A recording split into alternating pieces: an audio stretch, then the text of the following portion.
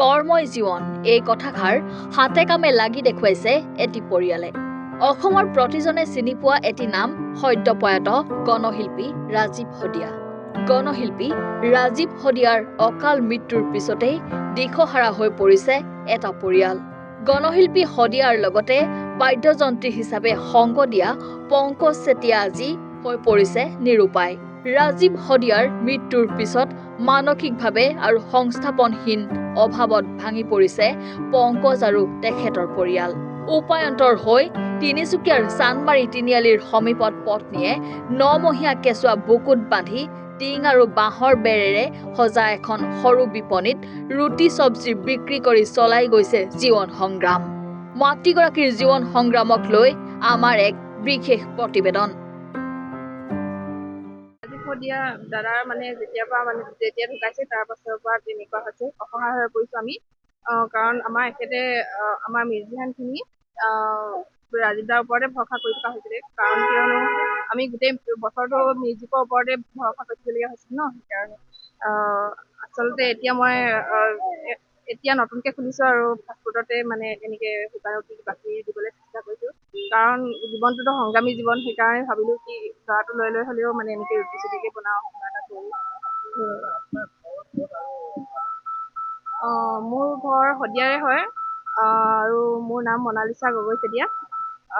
আমি ৰাজীৱ দাৰ কাৰণে আমি তিনিচুকীয়ালৈ আহিছিলোঁ, ৰাজীৱ দাৰ আশাতে শদিয়াৰ পৰা ওলাই অহা। এতিয়া তিনিচুকীয়াত কিনো কৰিম, অসহায় হৈ পৰিলোঁ, সেইকাৰণে এনেকৈ ৰুটি চুটিকে দিছোঁ ল'ৰালৈ। 9 মাহ চলি আছে, 8 মাহ সম্পূৰ্ণ হ'ল।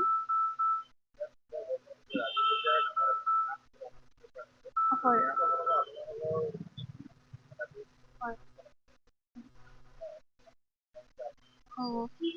হয়, কালি সুবিধা আগবঢ়াম বুলি কৈছিলে, কিন্তু আমি দাদা আৰু ল'ৰাটো ৰিবুৰ আৰু বৌৰ কাৰণে দিয়া পইচানো কিয় ল'ম বুলি আমি সেইকাৰণে আমাৰ ইহঁত 3জন নগ'ল।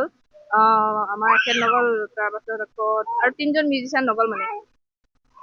আমি সেই পইচাটো আমাক নালাগে বুলি, কাৰণ কিয়নো সেইবিলাক ৰিবু আৰু বৌৰ কাৰণে দি পঠিওৱা হৈছিলে। সেইকাৰণে আমি নাভাবিলোঁ যে সেইটো ল'ব লাগে বা উচিত নহয় বুলি ভাবিলোঁ।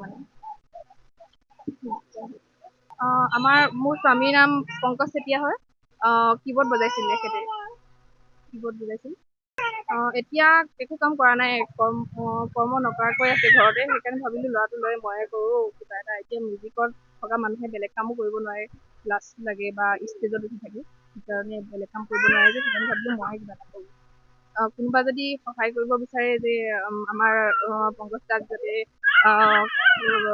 কোনোবা ছিংগাৰ যদি বিচাৰে বজাবৰ কাৰণে, চাই মেলি বজাব পাৰিব, চাই ল'ব প্ৰথমতে, সহায় কৰিব বুলি আশা ৰাখিলোঁ আৰু।